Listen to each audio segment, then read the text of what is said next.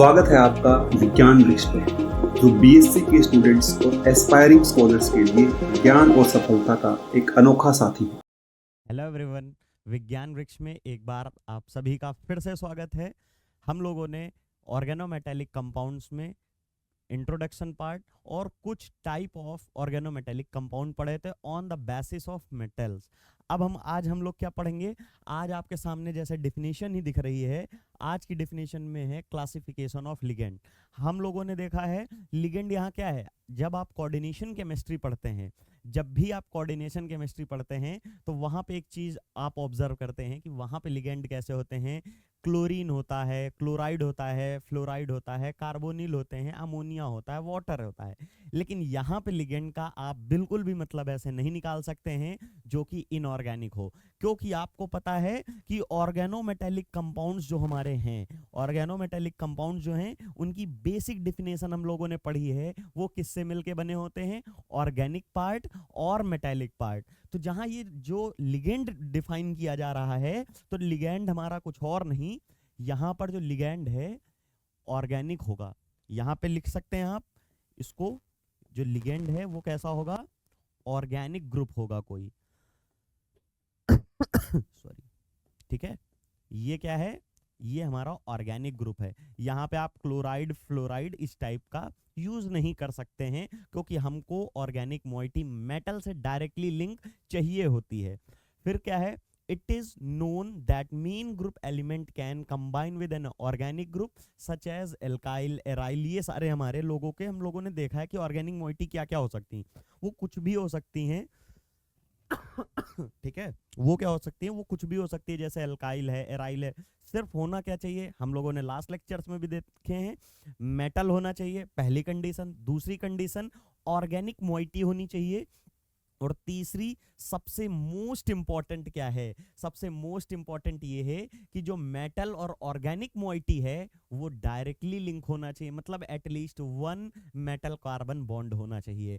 तो यहाँ पे क्या है? मेन ग्रुप का कोई एलिमेंट हो चाहे, वो क्या करेगा? ऑर्गेनिक ग्रुप से, ऑर्गेनिक कोई भी एल्काइल, एराइल, उनसे जुड़कर क्या बनाते हैं? हमारा ऑर्गेनोमेटेलिक कंपाउंड्स बनाते हैं। We are already discussed. फिर क्या है? सेकंड इंपॉर्टेंट चीज है कि however transition metal can combine with a wide range of organic group. बिल्कुल सही बात है, चाहे S block, P block, D block, F block, हमने देखा था सभी ऑर्गेनोमेटेलिक कंपाउंड्स बनाते हैं। लेकिन एक इंपॉर्टेंट चीज याद करिए, आपको सिखाए थे कि ट्रांजिशन मेटल कंपाउंड्स के केसेस में एक चीज बहुत अच्छी होती है जो दूसरों में नहीं होती है, किसी भी मेन ग्रुप से डिफर करते हैं। सबसे इंपॉर्टेंट क्या? कि ये पाई बॉन्ड भी बनाते हैं। जब भी आप मेन ग्रुप के किसी भी, सोडियम ले लीजिए, एल्यूमिनियम ले लीजिए, कोई भी बनाएंगे, सिग्मा बॉन्ड बनाएंगे, डाइमर बनाएंगे, सब कुछ बना सकते हैं, लेकिन वो पाई बॉन्ड नहीं बनाते हैं। लेकिन ट्रांजिशन मेटल वाले जो होते हैं वो आपका पाई बॉन्ड की भी फॉर्मेशन करते थे। क्यों करते थे? क्योंकि उनके पास वैकेंट डी होती थी। वही यहाँ पे बता रहा है कि ट्रांजिशन मेटल जो है वो भी ऑर्गेनिक मॉइटीज के साथ जुड़कर ऑर्गेनोमेटेलिक कंपाउंड्स की जनरेट करते हैं। नेक्स्ट है, it has already been mentioned that transition metal, याद रखिएगा, स्पेशल कैपेसिटी, दिस वन, यही इसी की बात हम कर रहे थे कि इसके पास स्पेशल कैपेसिटी होती है। किस चीज की होती है? To create a bond with several carbon atom. याद करिए लास्ट लेक्चर में हम लोगों ने पढ़ा था कि जो मेटल होता है वो किसी भी सेंटर के, जिसका बेस्ट एग्जांपल हम लोगों ने देखा था, जिसका बेस्ट एग्जांपल देखा था सीपी। सीपी के पांचों इससे हम लोगों ने मेटल को कुछ ऐसे रिप्रेजेंट करके दिखाया था। मतलब एक पर्टिकुलर टाइम पे, एक इंस्टेंट पर मेटल पांच पांच कार्बन सेंटर से जुड़ा था, जिसको मैंने आपको कलर करके कुछ ऐसे करके दिखाया हुआ था। सेम मेटल एक ही इंस्टेंट पे एक लिगेंड के पांचों पार्ट से जुड़ा है। ये स्पेशल कैरेक्टरिस्टिक होती है ट्रांजिशन मेटल्स की। यही इसमें बताया गया। क्या है स्पेशल? ये है आपकी, उसकी वजह से इस हम लोग इसको क्या करते हैं? सेट्स, ये देखो लिखा हुआ ना, sets them apart from the main group or representative elements which can only form a bond with a single carbon atom। यहाँ पे more than one, यहाँ पे 5। अगर हमने देखा है ये जो CP है इसमें कितने कार्बन है? 5 कार्बन है।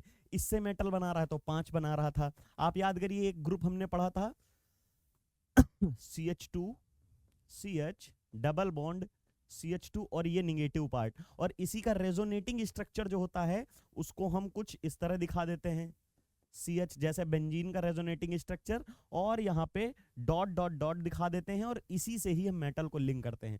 तो आपके सामने देखिए CH2, CH और CH3, मतलब एक ही टाइम पर ये 3 सेंटर से जुड़ रहा है, ये 3 सेंटर से जुड़ रहा है, यही इसकी स्पेशल कैरेक्टरिस्टिक होती है। मेन ग्रुप वाले एलिमेंट कभी ये नहीं कर सकते हैं। अगर आप सोडियम का केस देखते हैं तो सोडियम में हम लोगों ने पढ़ा था जैसे Na+ C2H5, ये ऑर्गेनिक कंपाउंड है, श्योर है, बट प्रॉब्लम क्या है, ये एक सिंगल कार्बन से लिंक हो रहा है। इसमें भी 2 कार्बन थे, यहां पर अगर इसको एक्सपेंड करके लिखेंगे तो CH2 CH3 है, लेकिन यहां पर सिंगल कार्बन से लिंक है। डबल कार्बन से लिंक कब होगा, जब ये वाला भी सेम टाइम पर ही इससे लिंक हो। तो ये मेन ग्रुप के पास कैपेबिलिटी नहीं होती है, सिर्फ और सिर्फ ट्रांजिशन मेटल ऐसा कर सकते हैं। फिर है द ट्रांजिशन मेटल एटम में be bounded by A numerous organic compounds. देखिए ये इंपॉर्टेंट चीज है कि transition metal atom bounded by A numerous organic group, मतलब एक या एक से ज्यादा हो सकते हैं। वो उनको क्या बोलते हैं, लिगेंड्स बोलते हैं। अभी हमने बताया लिगेंड्स कौन से हो सकते हैं, ऑर्गेनिक ग्रुप, यहाँ ग्राउंड लिख गया है, इसको आप इसको आप ग्रुप कर लीजिएगा, ठीक है। ऑर्गेनिक ग्रुप हमने पहले ही बताया, तो वही है। ऑर्गेनिक ग्रुप को ही यहाँ पे हम लिगेंड की तरह देखेंगे, और जब आप कोऑर्डिनेशन केमिस्ट्री अभी पढ़ेंगे तो वहां पे लिगेंड हमारे इनऑर्गेनिक के भी होंगे। ऑर्गेनोमेटेलिक्स में सिर्फ और सिर्फ हमारे ऑर्गेनिक ही होंगे, जैसे हमारा CO हो गया, उसके अलावा आपका कोई भी हो गया, CH3 हो गया, C5H5 हो गया, जिसको आप CP बोलते हैं। इस तरह के सारे ऑर्गेनिक लिगेंड होंगे। अब क्या बोल रहा है, with the metal atom make it easier to categorise. अब इसमें क्या है, यहां पर इंपॉर्टेंट चीज आप नोट करके लिखिएगा, द ट्रांजिशन मेटल एटम में be bound by A numerous organic group. एक मेटल काफी सारे ऑर्गेनिक ग्रुप से, न्यूमरस मतलब एक या एक से ज्यादा, मतलब 2 3 4 5 से जुड़ सकता है उसके एट वंस, मतलब एक सेम टाइम पे। तो इसका एग्जांपल अगर आप देखेंगे तो यहाँ पे आप मान लीजिए Fe बना दीजिए, तो आपने एक कंपाउंड पढ़ा होगा FeCO5, FeCO5, यहाँ पे ऑक्सीजन नहीं है, C साइड से जुड़ा है, ठीक है। ये लीजिए, यहाँ पे C कर लीजिए O। FeCO5 का जो स्ट्रक्चर आपको दिख रहा है ना, तो यहाँ पे देखिए 1 कार्बन से जुड़ रहा है, 2 कार्बन से जुड़ रहा है, 3 कार्बन से, 4 कार्बन से, 5 कार्बन से, that means more than 1 carbon. और इसी को यहाँ पे एक वर्ड यूज किया गया है, वो वर्ड क्या है, यहाँ पे यूज किया गया है ये न्यूमेरस, ये रहा नंबर ऑफ, ये रहा न्यूमेरस ऑर्गेनिक ग्रुप, ठीक है। ये न्यूमेरस ऑर्गेनिक वर्ड एक से ज्यादा लिंक हो सकते हैं। अब क्या बात आ रही है important, the number of carbon atom that are engaged in a bonding.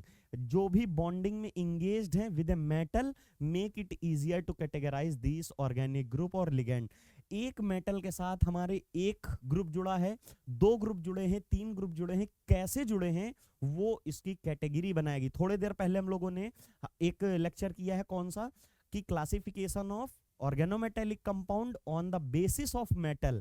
Metal को देखते हुए हम डिवाइड किए थे ऑर्गेनोमेटेलिक कंपाउंड्स, और यहाँ पे किसके बिहाफ पे डिवाइड करेंगे, यहाँ पे लिगेंड की कितने एटम्स जुड़े हैं उसके बिहाफ पे बोलेंगे, दैट इज योर हैप्टिसिटी, जो कि हमारा नेक्स्ट टॉपिक है। देखिए क्या है, ये डिफिनेशन है, बहुत इंपॉर्टेंट है, मार्क कर लीजिएगा, ये जो है बहुत इंपॉर्टेंट है, काफी बार पूछी गई है। हेप्टिसिटी क्या होती है, the number of carbon atom, इसी से आप पूरा एग्जांपल सब समझ जाएंगे, आपको बता दूंगा। The number of carbon atom of a ligand which are attached to the metal. Metal से जो ऑर्गेनिक ग्रुप का जुड़ा हुआ है वो atom is called as the hapticity of organic moiety. यहाँ पे इंपॉर्टेंट चीज क्या है कि एक ही एटम का the number of carbon atom of a ligand which are attached to the metal is called as the hapticity of the ligand, या मोइटी यहाँ पे लिखा है ना, लिगेंड भी लिख सकते हैं आप। अगर मैं बात करता हूं आपके सामने, बेस्ट एग्जांपल इसका लेके चलेंगे, इससे आपको सारे कॉन्सेप्ट क्लियर होंगे। देखिएगा यहाँ पर ये हमारा साइक्लोपेंटाडाइएनाइन होता है, एक बार कुछ ये इस तरह जुड़ सकता है, यही लिगेंड जो है एक बार कुछ इस तरह से जुड़ सकता है मेटल से, और यही लिगेंड जो हम मोस्ट ऑफ द टाइम पढ़ते हैं वो कुछ ही है, यहां पे डिफरेंशिएशन क्या है देखिएगा, यहां पर सिर्फ और सिर्फ एक कार्बन से साफ साफ हमको लिंकिंग दिखाई गई है कि यहां पे सिर्फ और सिर्फ एक कार्बन है और उससे ही ये डायरेक्टली लिंक है, और एक कार्बन से लिंक है इसलिए इसका ईटा 1 नाम से हम रिप्रेजेंट करेंगे।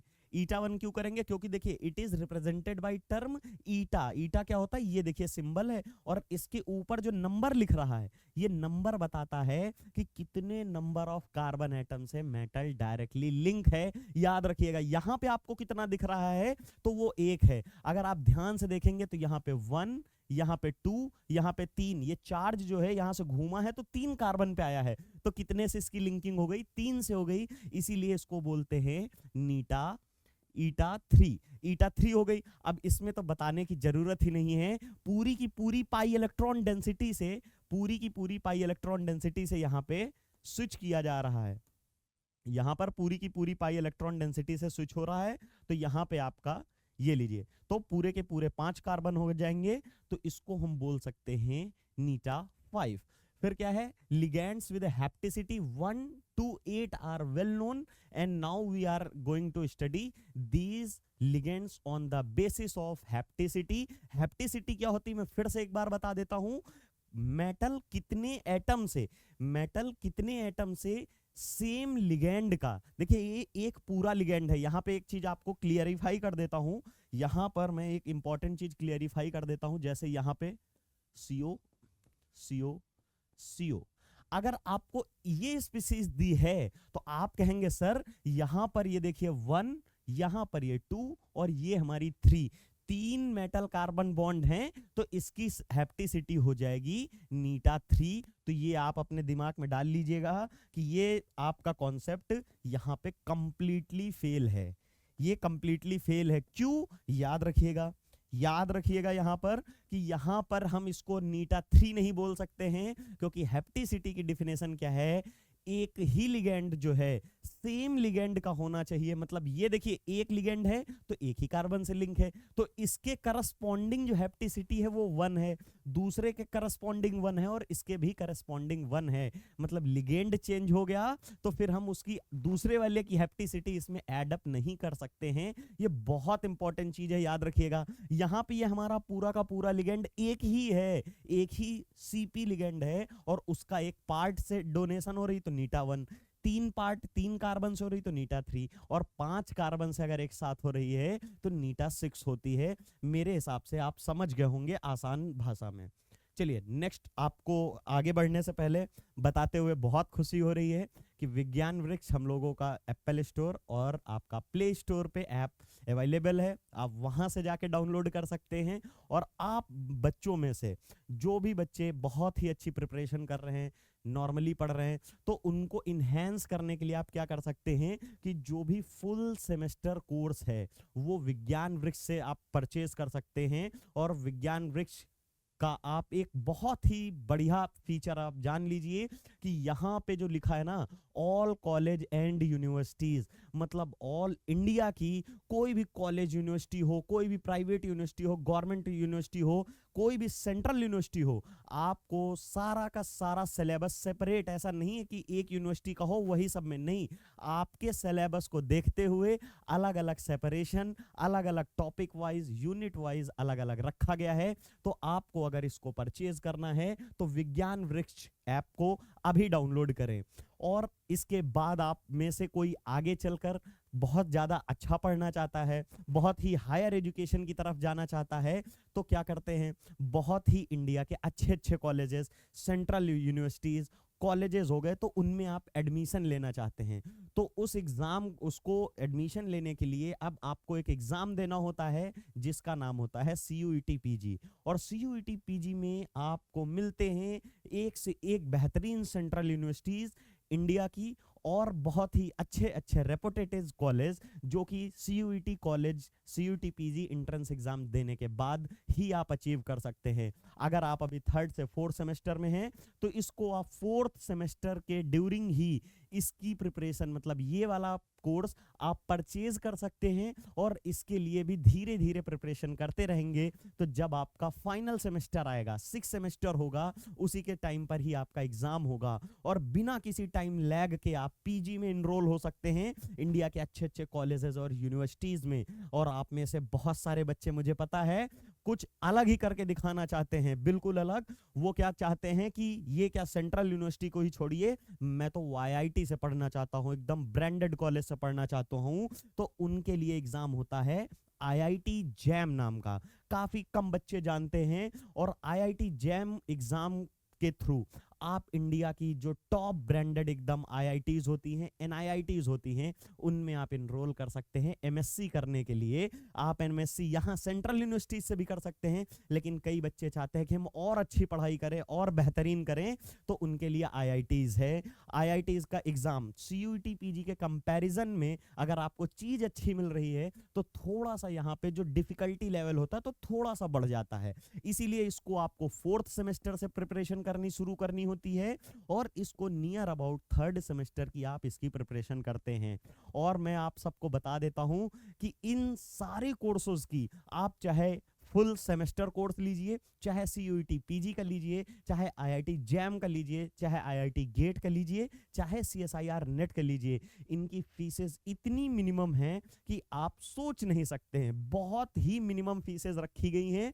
तो आप ये समझ लीजिए, बस आपको फोड़ना है, अच्छे से करना है बिल्कुल। यहाँ पे आईआईटी गेट क्या होता है? आईआईटी गेट एग्जाम इंडिया का टॉप लेवल एग्जाम में से एक है। आईआईटी गेट अगर आप देते हैं तो यहाँ पे अगर आपकी रैंक अच्छी होती है तो डायरेक्ट आपको इंटरव्यू देने का मौका मिलता है गवर्नमेंट एनजीओ पीएसयूज में, जैसे डीआरडीओ हो गया, बार्क हो गया, ओएनजीसी हो गया, इसरो हो गया। इन तरह की टॉप जगहों पे आप सीधा इंटरव्यू के बिहाफ पे जा सकते हैं। ना ही कोई दूसरा 2 इंटर प्री होगा, ना ही मेंस होगा, सिर्फ आप इंटरव्यू देंगे और आपका सिलेक्शन होगा। आप सोच नहीं सकते इसकी कितनी ज्यादा वैल्यू होती है। अगर आप गेट क्वालिफाई हो गए, हो सकता है किसी के कम मार्क्स आए, सबके तो अच्छे आ नहीं सकते हैं, अगर कुछ कम आए तो आप किसी भी आईआईटी से एमटेक कर सकते हैं। और ड्यूरिंग एमटेक भी आपको एक स्टिपेंड मिलती है, एक फेलोशिप मिलती है, जिससे आप अपना मंथली खर्चे निकाल सकते हैं। अगर आप एमटेक नहीं करना चाहते हैं, एमएससी पहले ही कर चुके हैं, तो आपके लिए एक और अपॉर्चुनिटी है इसी एग्जाम से कि आप कहीं पीएचडी में इनरोल हो जाइए, इंडिया के किसी भी कॉलेज में, किसी भी यूनिवर्सिटी में, किसी भी रिसर्च इंस्टीट्यूट, सीएसआईआर लैब्स या आईसर टाइप की कोई भी लैब्स होंगी, उनमें आप अगर रजिस्टर्ड हो गए, एडमिशन इनरोल हो गए, तो आपको गवर्नमेंट ऑफ इंडिया की तरफ से एक स्टीपेंड मिलती है। इतना मिलता है कि आप बहुत अच्छा खासा अपनी लाइफ स्टाइल जी सकते हैं। ठीक है, फिर आता है एग्जाम सीएसआईआर नेट। इसको बताने की कोई बहुत ज्यादा रिक्वायरमेंट नहीं, आप सबको पता है कि जो बच्चे नेट क्वालिफाई हो जाते हैं तो वो इंडिया में कहीं भी प्रोफेसर बनने के लिए एलिजिबल हो जाते हैं, किसी भी कॉलेज, किसी भी यूनिवर्सिटी। एडिशनल में अगर इसमें आपका जेआरएफ हो जाता है तो आप बच्चे कहीं भी इंडिया की किसी भी यूनिवर्सिटी में, कॉलेज में या रिसर्च इंस्टीट्यूट में जाते हैं तो वहां आपको एक बहुत ही बेहतरीन फेलोशिप मिलती रहती है, और वो भी कंटिन्यूअस 5 ईयर तक। मतलब आप इसको सोच नहीं सकते हैं कितना बेहतरीन है। और अगर आप विज्ञान वृक्ष से आईआईटी गेट या सीएसआईआर नेट या हमारा सीयूईटी पीजी, आईआईटी जैम या सेमेस्टर कोर्स खरीदना चाहते हैं, कोई टेस्ट सीरीज खरीदना चाहते हैं, तो आप प्ले स्टोर से जाके ऐप डाउनलोड कर सकते हैं, और जहां पर आपको फीस एकदम मिनिमम रखी गई है, मतलब जितना आप एक्सपेक्ट भी नहीं किए होंगे। चलिए नेक्स्ट टॉपिक हम अपना देखते हैं। हेप्टिसिटी हम लोगों ने देख ली है, वही है हेप्टिसिटी क्या होती है फिर से एक बार बता देता हूं कि जो एक हमारा जो लिगेंड होता है, मेटल से कितने एटम से एक सेम टाइम पे लिंक होता है, उसी को बोलते हैं हेप्टिसिटी ऑफ लिगेंड। लिगेंड के बिहाफ पे हम लिगेंड को बताते हैं कि मोनो हेप्टो है, कि डाई हेप्टो है, ट्राई हेप्टो है, उसके बिहाफ पे कि कितने एटम से लिंक है। तो हम लोगों ने पीछे देखा था हेप्टिसिटी। अब सबसे पहले उस कैटेगरी में हमारा आता है मोनो। यहाँ पे आपने पढ़ा था, यहाँ पे आपने पढ़ा था कि 1 to 8 हेप्टिसिटी 1 to 8। अगर 1 है तो मोनो आपने पढ़ा, 1 होता है तो मोनो बोलते हैं, 2 के लिए बाई, 3 के लिए ट्राई, 4 के लिए टेट्रा, पेंटा, हेक्सा, हेप्टा, ऐसे पढ़ते रहते हैं। तो हम सिर्फ और सिर्फ इसी को देखेंगे। अब पहला हमारा इसमें आता है 1 carbon bonded ligand. 1 carbon bonded ligand में क्या है? These ligands are a molecule in which one carbon atom is bonded directly to the metal. बिल्कुल सही बात है, क्योंकि वन वाला है इसलिए वन से होगा। इंपॉर्टेंट चीज क्या है ये लिखिएगा, सच लिगेंड्स आर नेम्ड मोनोहेप्टो। ये कोई बात नहीं है, तो हम जान ही रहे हैं कि इसको मोनोहेप्टो बोलेंगे क्योंकि इसकी हेप्टिसिटी 1 है, एक कार्बन सिर्फ मेटल से लिंक हो रहा है, एंड आर रिप्रेजेंटेड एज नीटा 1, ईटा 1 से। इससे भी कोई दिक्कत नहीं है। नेक्स्ट लाइन जो लिखी है ना, इसको आप मार्क कर लीजिएगा, ये मोस्ट इंपॉर्टेंट है। ये जो है यहां से आप इसको important, the simplest example of monohapto, यहां भी इसको हटा दीजिए, ठीक है। The simplest example of monohapto ligand is CH3। आपने पढ़ा है कि सोडियम CH3 मतलब NaCH3 Na+, यहां पर अगर आप देखे होंगे कि ये जो है हमारा Na+ CH3, ये आपने पढ़ा था। ये एक साथ में इसके और कौन सा पढ़ा था, NaC2H5 निगेटिव, ये आपने कल भी पढ़ा था। तो यहाँ पे इस तरह के जो हमारे लिगेंड्स हैं ये कुछ इस तरह के मिलते हैं, जहां पे कार्बन हमारा सिर्फ और सिर्फ एक बॉन्ड बनाता है किसी भी मेटल से साइमल्टेनियसली। फिर है monohapto ligands are classified on 3 categories. कौन कौन सी 3 कैटेगरीज? अब देखिए, हमने ये तो बोल दिया, मान लीजिए ये कोई भी ग्रुप है, कार्बन है, कार्बन के पीछे कोई ग्रुप लगे हैं उसको मतलब नहीं, यहां पर हमारा मेटल है, लेकिन ये एक कार्बन से लिंक हो रहा है तो ये मोनोहेप्टो तो हो गया। लेकिन इसके भी 3 क्लासिफिकेशन है। एक तो हमारा सबसे पहले हो गया हाइड्रोकार्बन लिगेंड। हाइड्रोकार्बन क्या होता है, जो भी ऑर्गेनिक ग्रुप सिर्फ और सिर्फ कार्बन और हाइड्रोजन से बनते हैं उन्हें हम हाइड्रोकार्बन्स बोलते हैं। नाम में ही है, hydro means hydrogen, कार्बो means carbon. तो हाइड्रोकार्बन्स कौन से होते हैं, जिनमें कार्बन और हाइड्रोजन सिर्फ होते हैं। इसी तरह के लिगेंड जो बनते हैं, जैसे ये देखिए आपके सामने एक CH3 लिगेंड है, और CH3 लिगेंड से हमारा देखिए सिंगल बॉन्ड बना और एक ऑर्गेनिक ग्रुप है, इसीलिए हाइड्रोकार्बन का हम इसके क्लासिफिकेशन में रखे हैं। सेकंड है एसाइल लिगेंड। एसाइल क्या ग्रुप होता है, देखिए एसाइल ग्रुप आप सब लोग जानते हैं, RCO ग्रुप को ही हम लोग एसाइल ग्रुप बोलते हैं। RCO ग्रुप जो होता है इसको एसाइल ग्रुप बोलते हैं। तो एसाइल ग्रुप को जब हम मेटल के साथ लिंक कराएंगे, जैसे ही मेटल के साथ लिंक कराएंगे तो कुछ इस टाइप की स्पीसीज आपको मिलेगी। जो ये बॉन्ड है, कार्बन 4 बॉन्ड बनाता है, 3 तो ऑलरेडी बना रखा है, नेक्स्ट बॉन्ड कहां से बनाएगा, मेटल से बनाएगा। फिर नेक्स्ट है हमारा कार्बिन लिगेंड। आप सबको पता है कार्बिन जो होती है इलेक्ट्रॉन डेफिशिएंट स्पीसीज होती है, और इसके पास 6 इलेक्ट्रॉन होते हैं। देखिए 2, 2, 4 और 2 यहाँ पे हमने बना रखे हैं, तो यहाँ पे 6 इलेक्ट्रॉन स्पीसीज होती है। इससे हमसे नहीं मतलब है। ये जो 2 लिगेंड हैं ये क्या करता है, यहाँ पे अगर हम कार्बिन की बात करते हैं, अगर हम कार्बिन की यहाँ बात करेंगे तो कोई भी मेटल यहाँ ले आएंगे, तो जैसे ही यहाँ पे मेटल आएगा तो ये अपने इलेक्ट्रॉन पेयर इसको डोनेट कर देगा, और जैसे ही डोनेट करेगा कार्बिन तो कुछ इस टाइप की स्पीसीज बनेगी। इसी की वजह से इसको हम लोग कार्बिन लिगेंड में रखेंगे। ये आपको समझ में आ गया होगा। चलिए नेक्स्ट देखते हैं हम लोग। सेकंड है 2 कार्बन बॉन्डेड लिगेंड। अभी हम लोगों ने मोनोहेप्टो पढ़ा है, अब हम लोग बाई या डाई हेप्टो पढ़ेंगे। क्यों? क्योंकि 2 कार्बन से लिंक हो रहा है हमारा मेटल। तो यहां पे है these ligands are the molecule in which 2 carbon atom of the same ligand. ये चीज सबसे इंपॉर्टेंट है, मैं बार बार कह रहा हूं कि सेम लिगेंड होना चाहिए of the metal atom. These are named as dihapto ligand. कोई बात नहीं है, सिंपल सा डाई, क्योंकि 2 कार्बन से हो रहा है तो डाई यूज होगा। और आगे लिखा है ईटा 2, और अगर 3 से लिंक होगा तो उसको हम बोलेंगे ईटा 3, जो कि नेक्स्ट वाला आने वाला है। अब यहाँ डाई सेम लिगेंड का कहने का मतलब क्या है, यहाँ से बेस्ट आपको मैं समझाता हूं। अब देखिए यहाँ पर अगर आप बात करते हैं MCO और MCO, अब देखिए 2 कार्बन लिंक हो रहे हैं यहां पर भी, और 2 कार्बन लिंक हो रहे हैं इसमें और इसमें, ये दोनों सेम ही हैं। इसको और करके लिख दीजिएगा, दोनों सेम चीज हैं। आप कहेंगे सर ये वाला हमारा डाईहेप्टो ईटा 2 हेप्टिसिटी इसमें क्यों नहीं है? इस वाले को अगर आप बात करेंगे ना, यहां इसकी हेप्टिसिटी ईटा 2 नहीं है। क्यों नहीं है अब आप बताइए?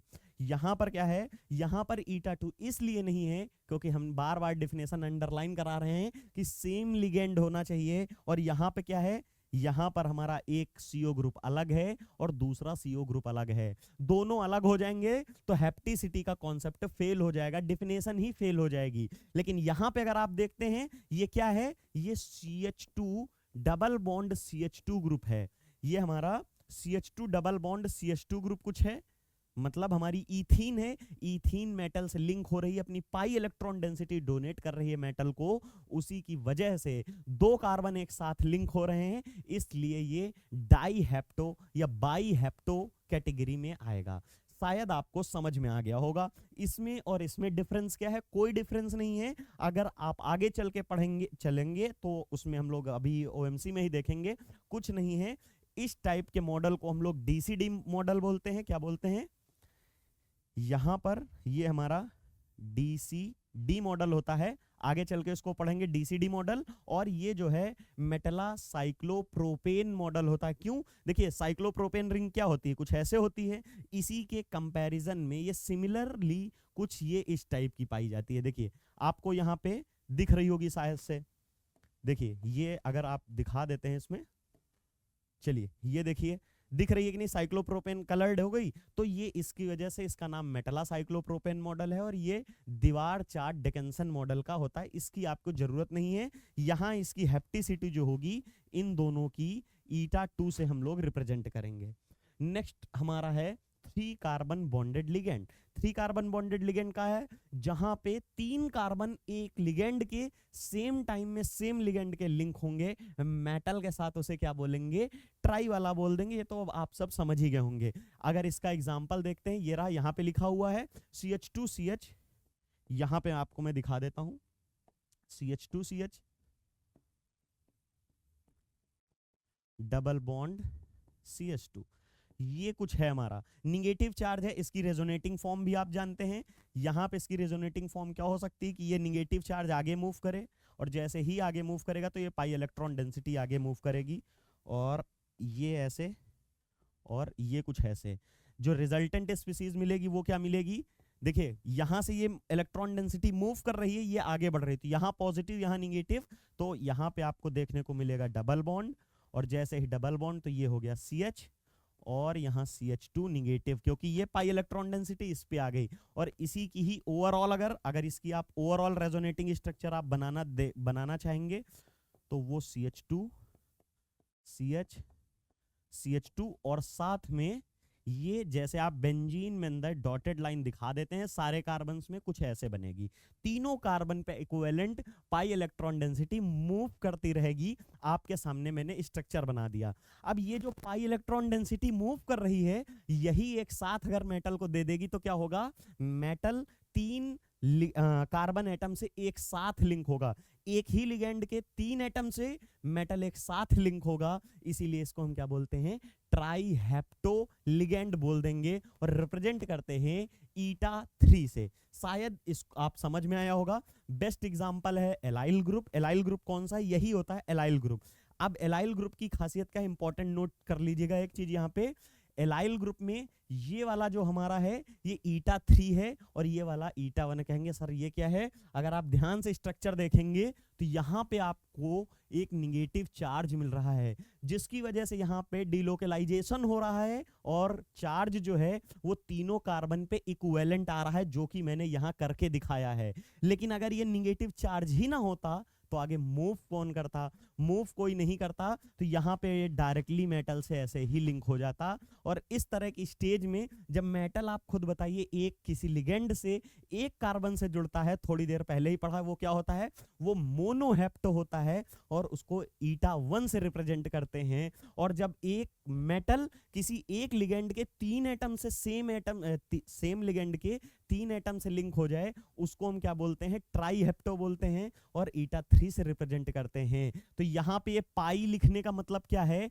पाई लिखने का मतलब क्या है? यहाँ पे पाई से बॉन्डिंग हो रही है, और यहाँ सिग्मा से हो रही है। पाई बॉन्डिंग है, मैंने क्या बताया? डॉटेड जितना है यही तो डोनेट करता है। आपके सामने स्ट्रक्चर भी है, ये देखिए, ये डॉटेड वाला जो पाई बॉन्ड होता है, इसी के थ्रू मेटल के थ्रू बॉन्डिंग होती है। इसीलिए जब ईटा 3 की बात होती है तो उसको हम पाई एलाइल लिगेंड बोलते हैं, और जब सिंगल बॉन्ड के अलोंग होता है तो उसको सिग्मा एलाइल बोलते हैं, और साथ में उसकी हेप्टिसिटी क्या होती है? नीटा 1 है। इसके 2 तरीके से पूछ सकता है। नीटा 1 एलाइल, तब भी आपको समझना है कि सिग्मा बॉन्ड बनाएगा, और अगर उसने कह दिया सिग्मा एलाइल तो आपको ये समझना है कि वो नीटा 1 कंडीशन में दी गई है। तो आज हम लोगों ने अपना ये क्लासिफिकेशन ऑफ लिगेंड कंप्लीट कर लिया है। Thank you so much.